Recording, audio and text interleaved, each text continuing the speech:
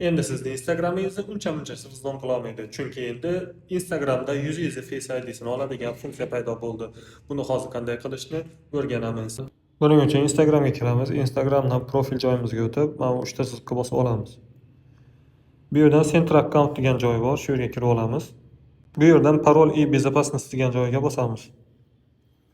Bu yerdan selfie для подтверждения degan mana shu joyi bor. Mana shuni bitta bosamiz. Bu yerda akkauntimizni tanlab olamiz.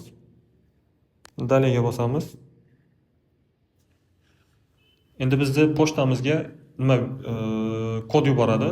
Men Google pochtamni bilaganman, shuning uchun men Google pochtamga yuboryapti. Agar siz nimani Instagramingizni через telefon raqami orqali qilgan bo'lsangiz, telefon raqamingizga nima keladi?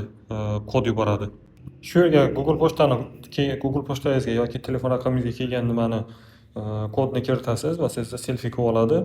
Buni yaxshi taraflari nima? Masalan, siz parolingizni unutib qo'ydingiz. Parolingizni unutib qo'yganda siz selfiedan qarab turib, sizni nimangizni qaytarib olishingiz mumkin. Masalan, yoki moshenniklar sizni vizlom qilmoqchi bo'lsa, sizni yuzingizni talab qiladi. Ya'ni yuzingiz sizni kira olmaydi Instagramingizga. Ya'ni bu moshenniklar tarafidan ham zo'r anaqa himoya hisoblanadi.